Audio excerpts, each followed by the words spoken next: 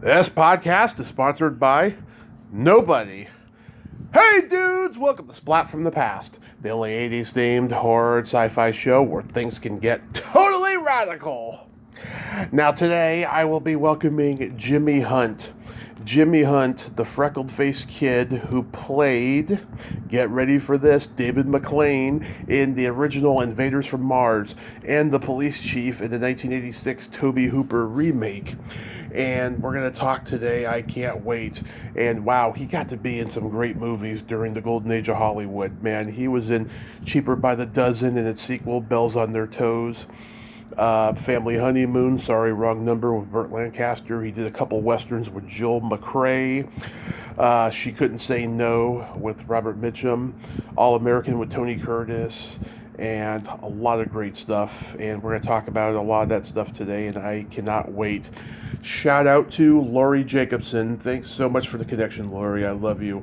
Also, you can meet Lori and her husband, John Provost, at Bakersfield Comic-Con this weekend, November 18th and 19th, along with my two-time guest, Gina Schock, and hopefully someday guest, Kathy Ballantyne of the Go-Go's.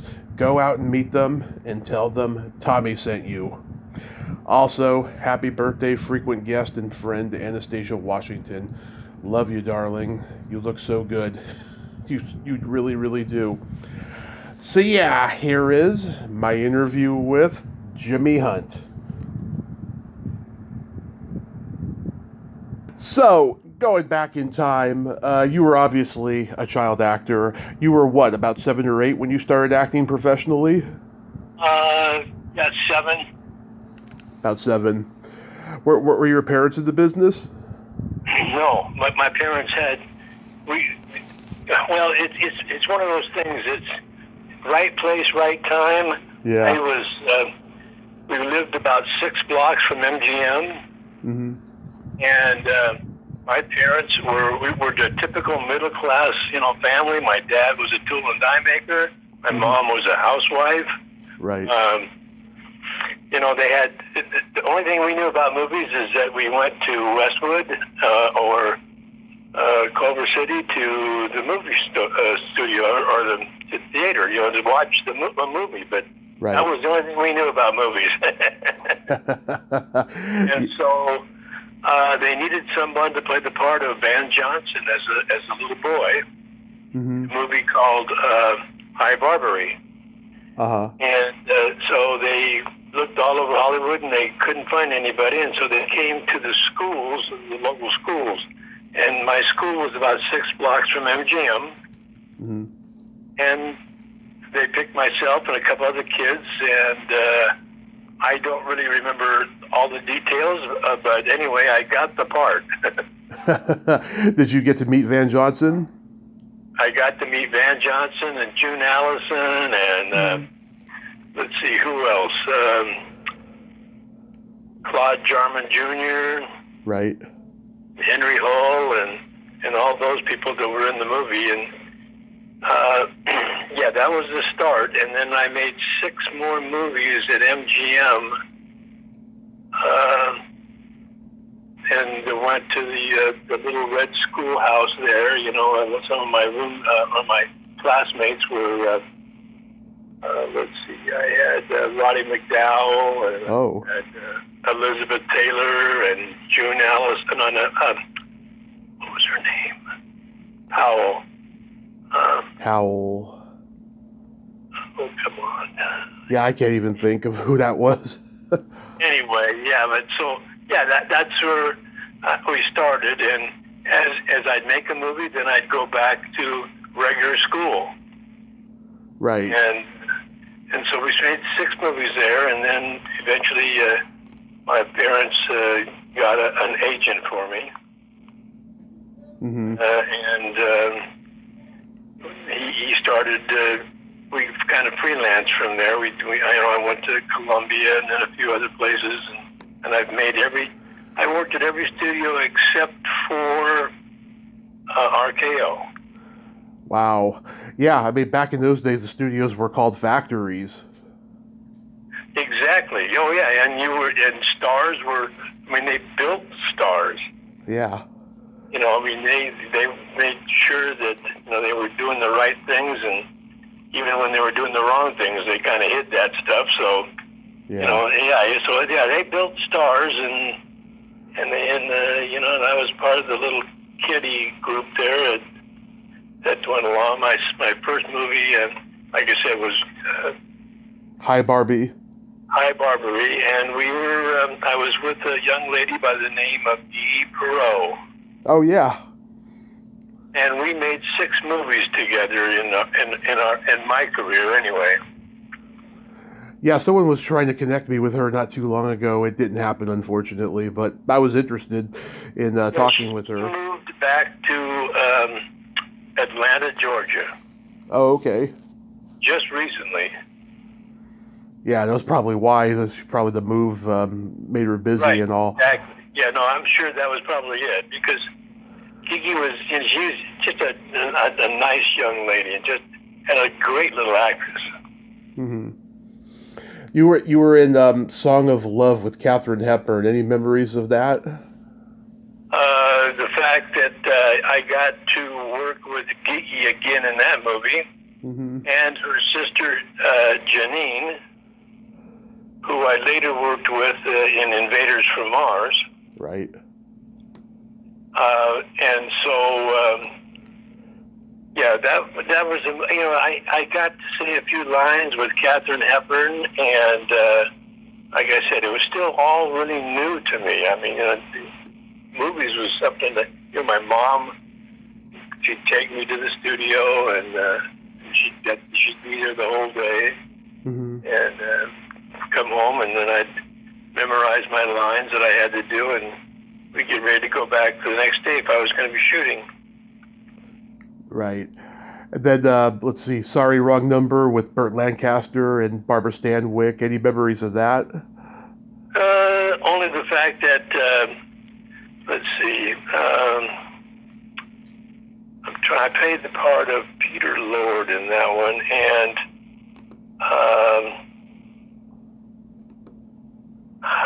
I'm trying to think of who played my dad.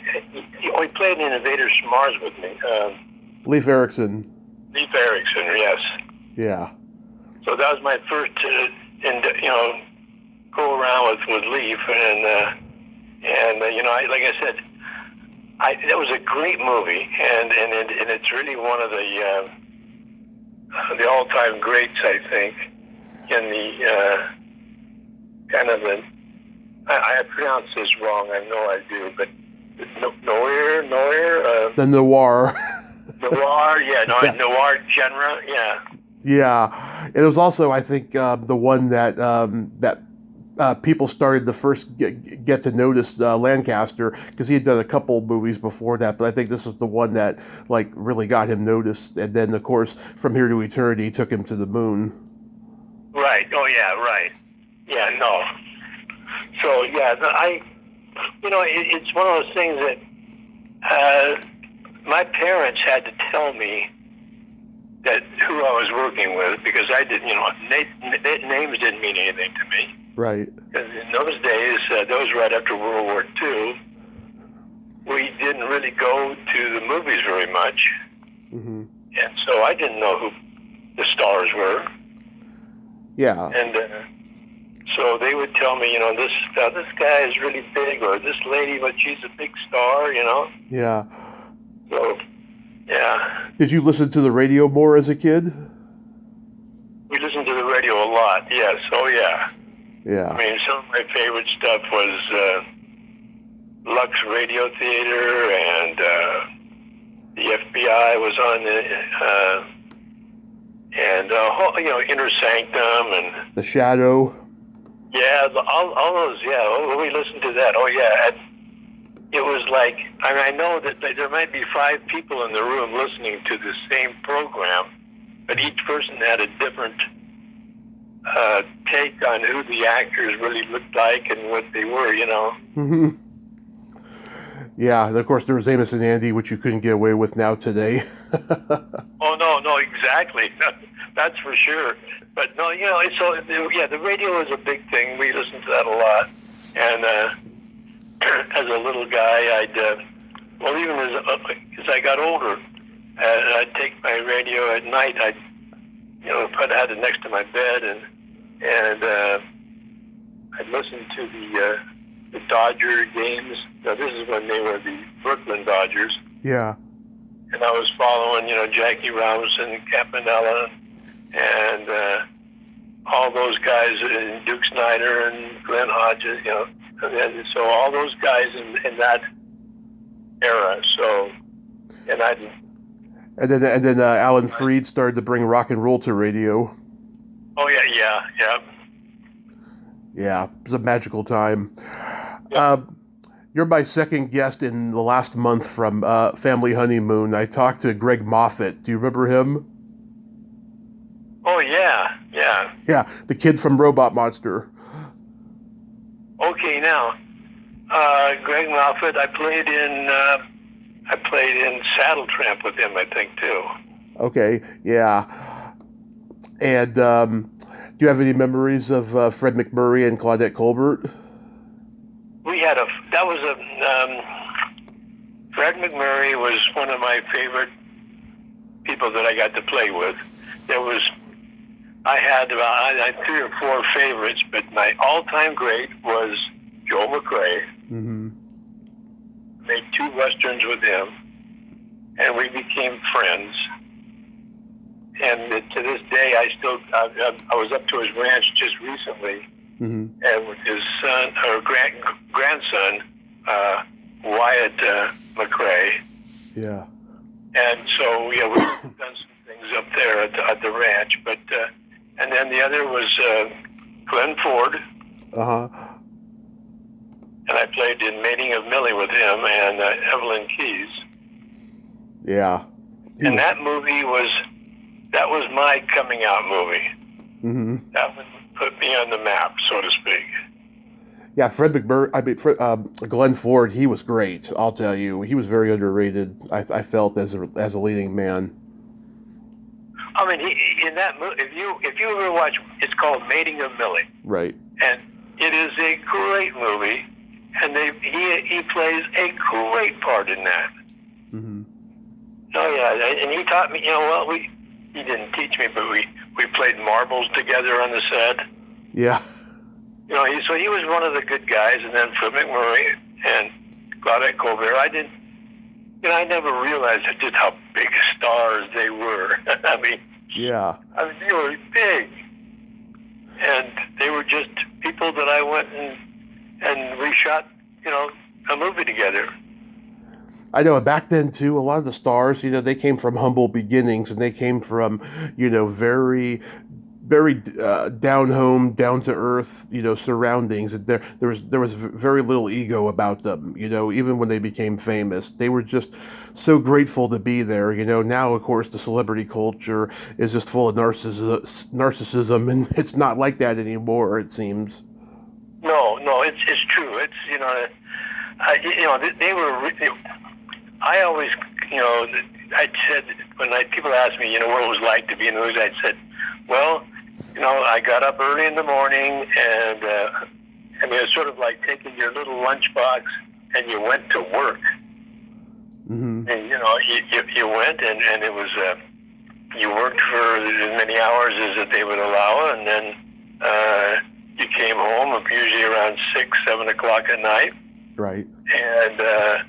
And then you'd have dinner, and then my dad usually would go over the lines that I had to memorize for the next day.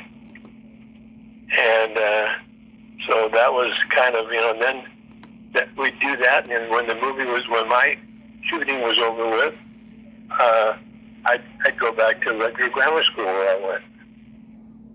Mm-hmm. So I kind of lived 2 lives. I had the one where I was in the movies and with all the big stars and everything, Mm-hmm. and then the other one was I was back to being just a normal kid again, and going to school with all my buddies. That's fantastic. And then you did the Cheaper by the Dozen and Bells on Their Toes, the sequel, which I love. I've seen that one so many times. I used to be on AMC a lot when I was a kid. What were those experiences like? when you're in movies, the movies I made anyway. Mm-hmm. I'd be myself, maybe and a couple other kids, but not very many, And so when we made Cheaper by the Dozen, all of a sudden there was of the older kids, probably 7 of us that were still grown up enough to do all kinds of things, and we it was fun to do because now all of a sudden you had buddies and friends on the set, Mm-hmm. So that was I really enjoyed doing that movie. That was a fun movie to do, and there's an experience we had where we they were the one scene where they were supposed to go to Nantucket for vacation, and Right. of course we didn't go to Nantucket. We went down to Seal Beach on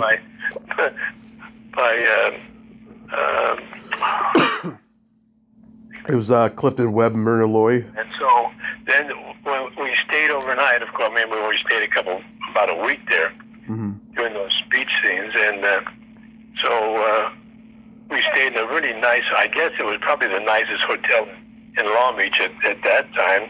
It may have been torn down by now, I'm not sure. But we were up on the 15th floor, and myself and Norman Olstead, who was my older brother in Cheaper by the Dozen. Mm-hmm. We were up there, and they have, when you used to go to restaurants, they had the little, I guess it would be a metal cup holder, and you could put the little paper cups in there. Mm-hmm. Yeah. Okay, well, we take those and fill those paper cups up with water and let them and release them from the 15th floor. And I didn't realize that we could have really hurt somebody if it would have hit them. Yeah. From 15 stories up. But man, we did that, and then at night, the elevator operator would be gone, so you'd have to take the elevator by yourself.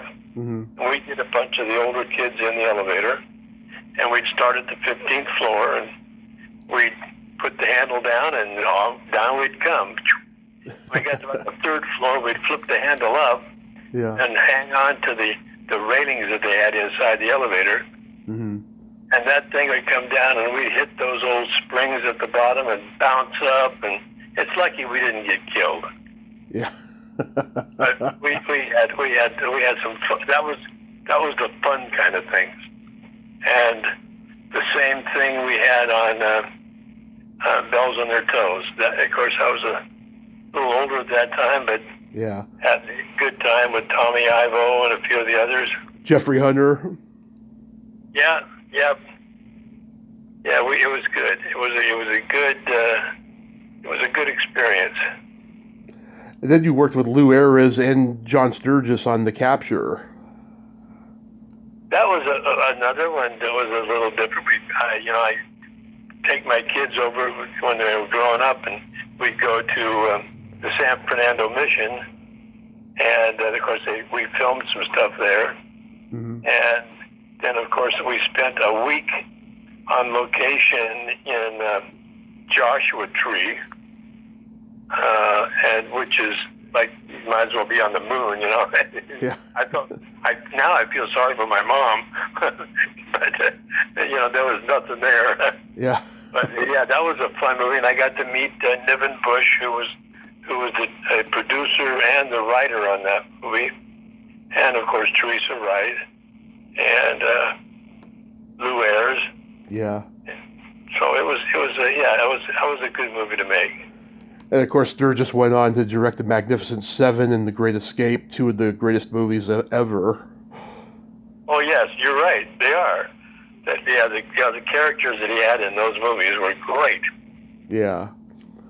And of course, he did Never So Few with Frank Sinatra and Steve McQueen and Sammy Davis Jr. You did a couple westerns with Joel McRae, as we mentioned before. So did he mentor you? He was like, let's see, we went and spent about a little over 2 months, I think, in Durango, Colorado, on location, and they built a little ranch house up there where we filmed, and so we were up there, and of course my mom was along with me, and so my dad and my sister, of course, still stayed at home. My dad worked, of course, and my sister was going to school, and so Joel McRae became kind of like a second dad to me, and we had a lot of scenes together, and between scenes, we'd sit down and he'd say, well, you know, when you keep on going in the movies, you're going to have to, what you really want to do is you want to buy some land, and which he did, and which made him a fortune. It's sort of like a lot of the movie stars made more money on the property that they bought while they were in the films than what they got paid. And so, he was great. I mean, and we had some fun things to do. I mean, I got to ride horses and got to drive a team of horses in that movie. And I had one experience where they had before the movie was made, they just wanted to make sure that, you know, I knew how to ride a horse and how to drive a team of horses and stuff. So I would go out on the back lot at Universal Studios, and every day I'd drive a team of horses and get used to that, and then ride a horse. And they had this horse that they got that a little girl owned, and she was the only one that ever rode that horse. Mm-hmm. Well, they got the horse, and they said, well, hey, if a little girl can ride this thing, this will be great for Jimmy. So they brought it over, and I got on, and the wrangler said, well, just take it out there on about the end of the stables here, and then come on back. And so I got going, and the little horse, it was the fact that she was the only one that ever rode, and that little horse didn't want me to be on there. And I tell you, I pulled, and I did everything I could to get that horse to stop. Wow. And it wasn't going to do it. And he finally bucked me off and ran back to the stables. And here I come, you know, walking up there kind of half crying, half, really embarrassed, you know, that I'd been thrown off a horse. And that horse, when they got ready to go back to doing some shooting there in Colorado, they shipped the horses back, and he got in a fight with another horse and got beat up, so they couldn't use him. And I was the happiest kid in the world because I did not like that horse, and that horse did not want me to ride him, so it worked out well. You didn't get badly injured or anything? No, not on that one. I did break a foot when a horse ran away with me in a movie called Wrong Son. It was a Pete Smith short, and it was a deal where this family, their son dies, and they adopt this young boy to take his place, and the kid can't do anything right, you know, on the ranch. Yeah. And I'm on this horse, and I'm supposed to come riding up, and then the horse stops, and I'm supposed to fly off the horse and hang around its neck. And so, you know, it didn't work out. We kept shooting the scene over and over and over again. They couldn't get the horse to do what he wanted, and finally it did. But what they did, they tied me on a rope around my waist onto the saddle so that I wouldn't go flying too far, and I could grab a hold of the mane. And I went flying off, and all of a sudden here I am, I'm hanging on to the mane, and the horse, he'd been, you know, kind of the wranglers had come over and kind of tried to get him to do these certain things, and he saw them coming, and he took off, and now I'm hanging onto his neck. And he ran down the pasture a ways, reared up, and I fell off. He came down on my foot. It was a good thing I had a pair of cowboy boots on because it broke the boot.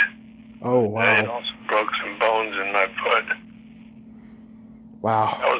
That was the first breakage that I had in the movies. I had one more with Weekend with Father, where I was in a sack race with Van Heflin, Mm-hmm. and we're hopping along, and they said, cut, let's do this over again. And so instead of getting out of the bag and hopping, and walking back to the start line again, we decided we were going to hop back. Mm-hmm. And I'm hanging on. I'm in the bag with Van Heflin, and Van's a pretty good-sized guy. As we're hopping back, we lose our balance. As we're going down, now I'm on the bottom, and I put my arm out to break my fall, Mm-hmm. and of course I broke my arm. Wow. So they had to reshoot some scenes and give some of the stuff that I was going to do to Tommy Reddick. Mm-hmm. He had to do it, and I kind of hid, in this room so that I wouldn't have to do those things. But yeah, so I went through that with a broken arm. Douglas Sirk directed that movie. What was he like? I can remember Sirk is a big guy and kind of tough, and he didn't want to acknowledge the fact that I'd broken my arm. Yeah.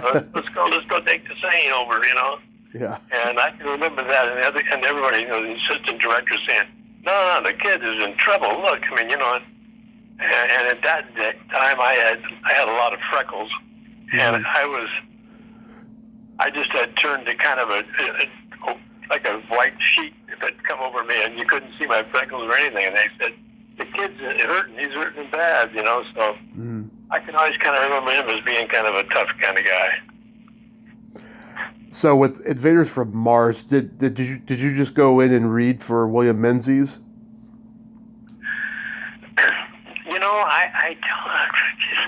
I don't remember ever having to do that. I think I got they sent the script to me. My parents and I looked it over, and it was something that I'd been doing kind of romantic comedies and stuff. Musicals. Stuff. And this was going to be my first thing going into, kind of outer space type stuff. And of course, in those days, it was, they were just starting to get into the fact that they were thinking that there really was aliens out there. And so, we got it, and I got the part. I don't remember having to do a lot of interviews. That's one thing I hated to do as a kid. Yeah. You go to the studio and go on interviews. And, I can remember having an interview with Mayor from MGM. Mm-hmm. Going to his big office. His office was huge. Louis B. Mayer, yeah. It looked like a warehouse, it was that big. But, and so interviews I hated, but anyway, Invaders from Mars, a couple days before they were going to start shooting, they had me come in, and they wanted me to meet the guys who were going to play the part as the mutants. Uh-huh.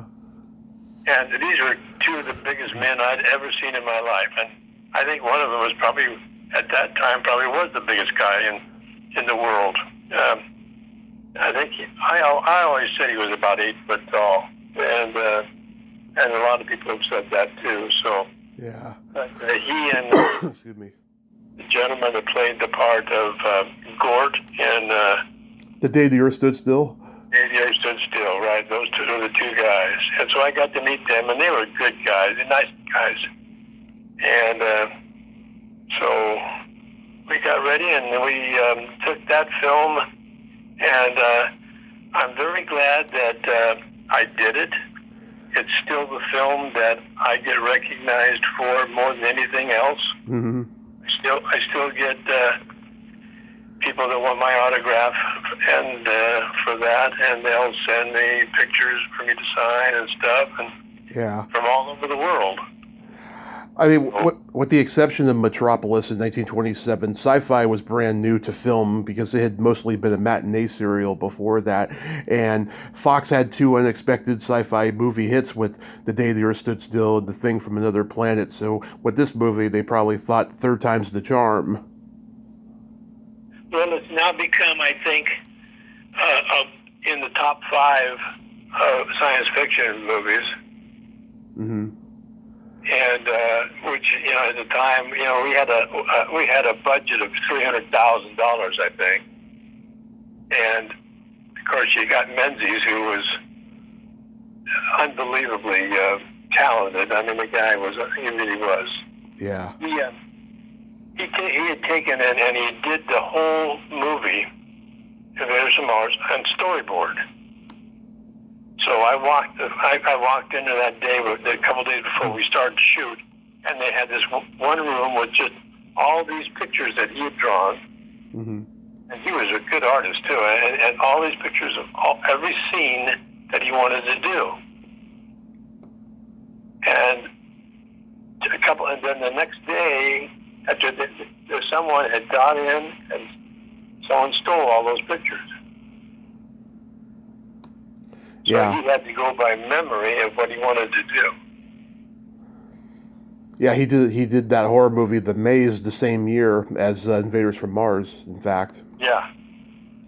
I mean, he was kind of, the thing about him was the fact that he knew what he wanted, and in the old days, of course, you'd always say, you don't want to have to shoot these scenes over and over again until you get it right, because you're burning film. And of course, in those days, that's what it was true. You were wasting film. And so, I mean, he knew what he wanted, and when he got it in the first shot or the second shot, that was good for him. I mean, he was almost editing the film, the picture while he was shooting it. And like I said, I didn't realize just how, I guess, great he was. I didn't know that he had done Gone with the Wind and all those kind of things, Yeah. So, but no, and we had a good time making that movie. It was the hardest thing I'd ever done because, like I said, we did that in 3.5 weeks. Yeah. How many times did Erickson slap you in that scene? One time. Oh, one take. One take because I missed my mark, and I was too close. And when he hit me, and he knocked me down. And of course, that's exactly what Menzies wanted. I mean, that look on my face as I hit the floor. And he said, "That's it, Flint, let's go. We're done with that scene." So anyway, I can always say that the man from High Chaparral nailed me. Yeah. How about working with Helena Carter? This was her last movie, I found out. Yeah, and I never realized that, and I didn't know who she was, It's just another good-looking actress, Yeah. A nice lady. And all of them were really nice. And again, like, sometimes I've read some of the interviews in regard that this was just a kind of a B picture for them, and they were, it was a paycheck. Mm-hmm. And Martin Franz said, hey, it pays the bills. That's why I took the part. Barbara Billingsley plays a secretary, and Richard Deacon plays an MP, and they were both on Leave It to Beaver later. Do you remember anything about them? No, I don't, because I was never in a scene with them. So I mean, I got to see her, but that was before she became one of the famous people in Hollywood with Leave It to Beaver. Yeah. This movie is in color, and it's beautifully shot in Eastman color. Do you know why it was shot in that format as opposed to Technicolor in black and white?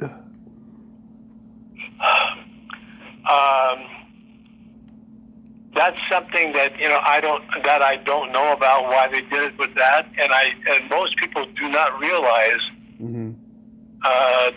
that movie was in color, because most people have seen that movie on TV. Yeah. And so they've only seen it black and white, until finally we had color TV. But most of the people have seen it, older people have seen it in black and white. And yeah, I've only seen it in color. I didn't. They were thinking about doing it in 3D, but they couldn't do it because they didn't have enough budget. So, but it turned out well. It turned out well for me. It sure did. I mean, everybody remembers you saying "gee whiz." Listen, I tell you what. Yeah, that's true. They do, and it's like I said. It's the movie that I think. To me, Saddle Trap was my favorite movie. Not Saddle Trap. Lone Hand with Joel McCrea. I narrated that movie, and I was I played a really huge part. Well, Invaders from Mars played a huge part too. Without me, there'd be no movie. So, you don't see it that way at that time. But anyway, it's one of those things that I think the other movies were maybe better, but this one, it touched a lot of people. And there was a lot of people that would not go to the beach and be by the sand, or they wouldn't, that was it. I mean, it scared the heck out of them. My two big movies that scared me were The Thing and The Man from Planet X. Oh, yeah. That's a good one. That one was and I mean, that scared me. I mean, I was laying in bed after seeing that movie, and I could see that guy coming down the hallway for me, because he had that weird looking face that was in that spaceship. You saw him, and it was kind of, so anyway, but I mean, there was I liked a lot of those space movies. I thought they were pretty cool. Absolutely. And they gave you that telescope to look into on the field, and it was pretty cool. Did they let you keep it? No, they didn't. Yeah, it was pretty cool. Oh yeah, no, it was. The only thing that I regret was the fact that I didn't get to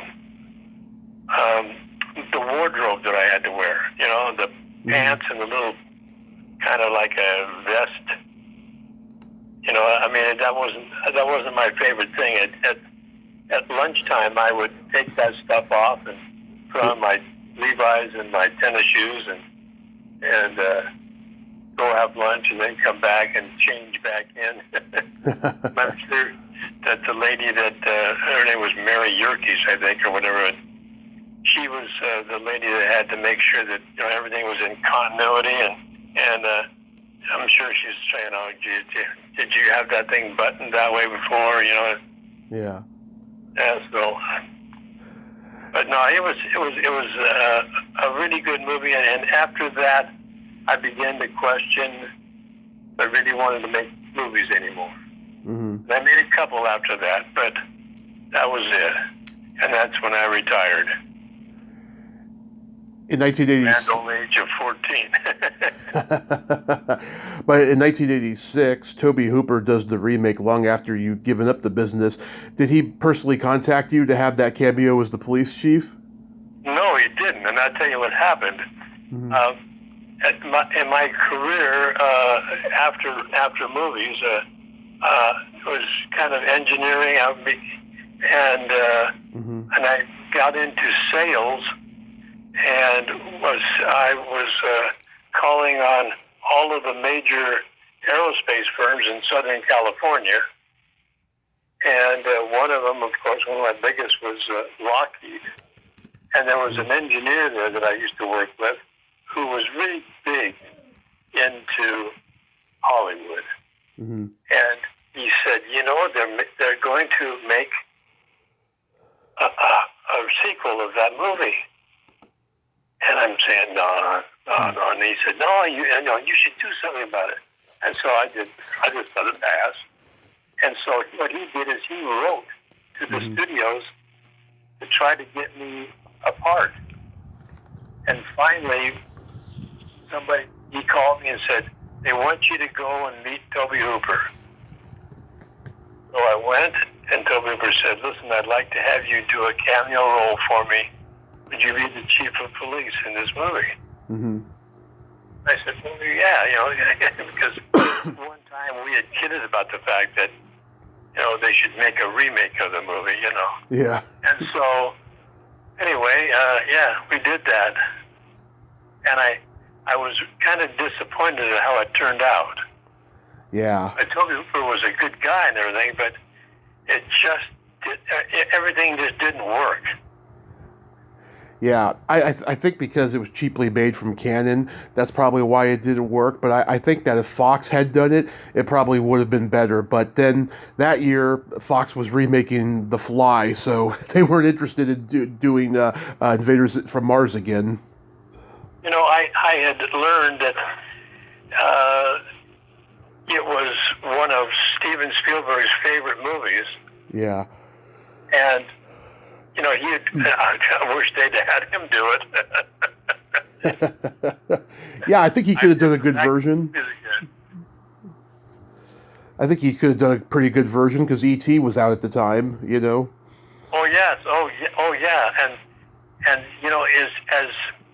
in Invaders from Mars, as people are approaching the sandpit there, the music starts to play. And then the sand starts to twirl and suck people down. So you knew something was going to happen when that music came about. You're saying, oh no, and Spielberg used that in Jaws. You got that bum bum bum bum bum bum bum. Yeah. Something bad was going to happen.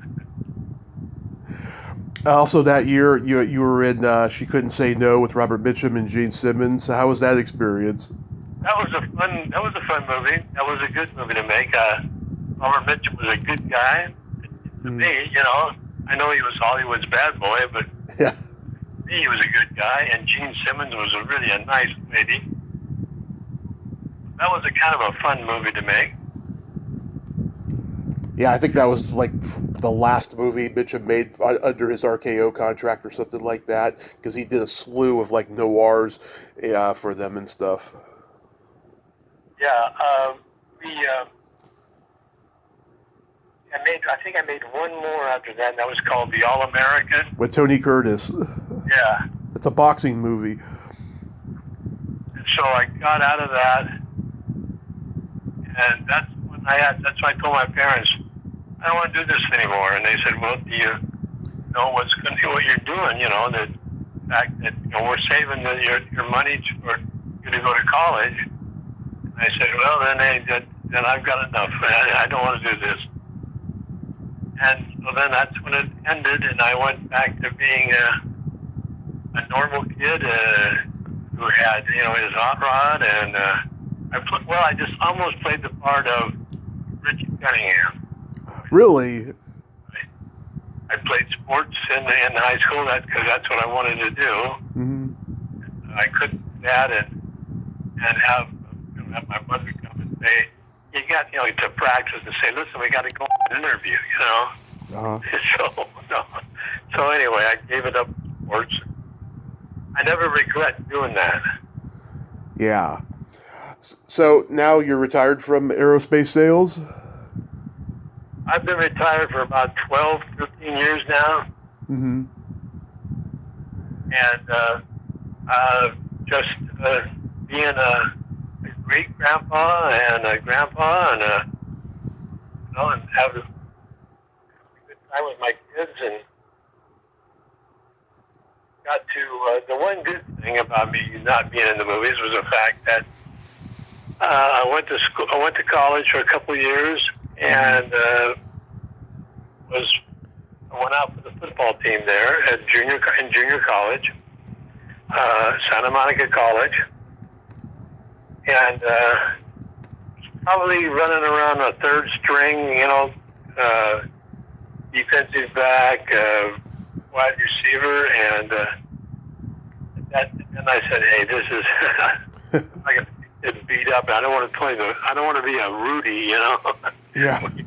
When you get your tail beat every week, and you never get into a game. So anyway, a good friend of mine and myself, we went down and we joined the Army, and got to go to Europe, and I was stationed in Germany for 3 years. Before Vietnam?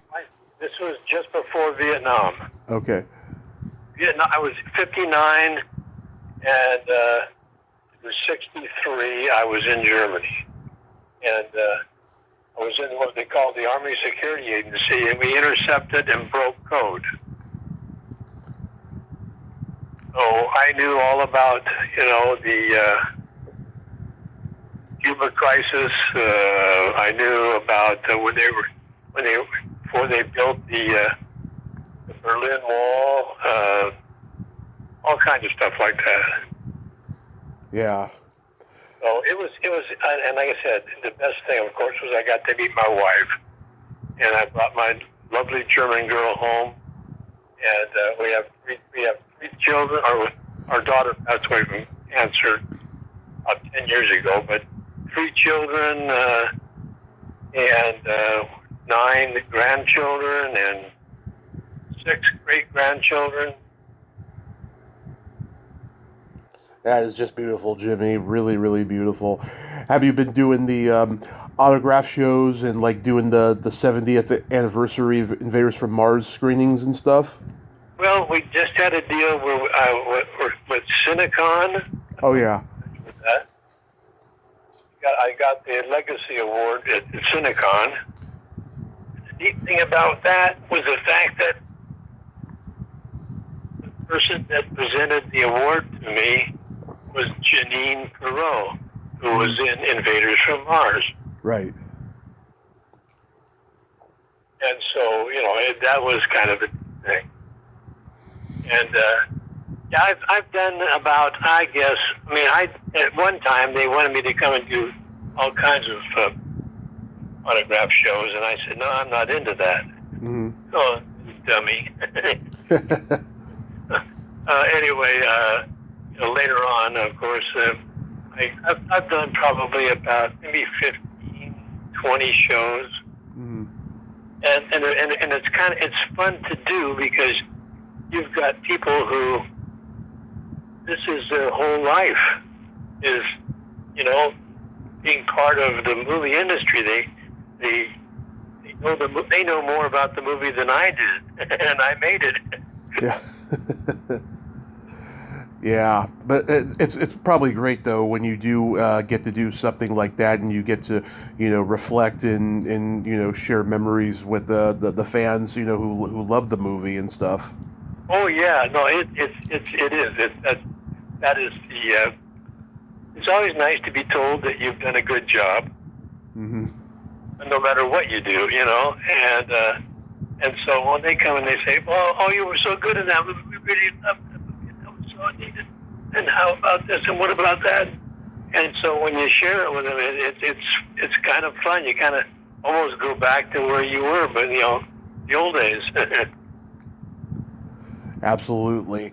Well, Jimmy, I can't tell you what an honor this has been. I'm so glad that Lori could connect us. I hope you and your family have the happiest holiday season, and be safe out there. It's the world is changing. Yeah. It really is. The world is really changing, and we all need to be safe, and we all need to be more kind to each other. I agree. If there's one thing that the world needs right now, it needs to have kind people. Yes. And if we can do that, then we're going to be okay. But I'm afraid that there's some areas where we're just not going to happen, I don't think. Yes. And this is what we've got, but yes, and the nice thing about it is there's still people like yourself who having these opportunities that we can talk about it and share some of the fun things in life. Right. And I appreciate that a lot. Tell Lori, thank her too. We did, but to just thank her too, that was great. I will always thank her for everything that she's done for me. I just adore her. She's like my aunt, I'll tell you. Have a great holiday and Merry Christmas and whatever you might celebrate. Thank you, sir. Bye-bye. Bye-bye. Well, there you have it. Jimmy Hunt. Oh, what a great man he is. And wow, he's got a great memory. He can remember a lot of stuff from doing those movies from way back when. And I'm so glad we could talk. Thank you so much, Lori Jacobson, for connecting us. I just love you and adore you. Thank you so much for helping us. And yes, we do need more kind people in this world, like Jimmy and like Lori. Well, until next time, this is Tobe Throwback Kovac saying there's no shame in living in the past because the present sucks. Later, dudes.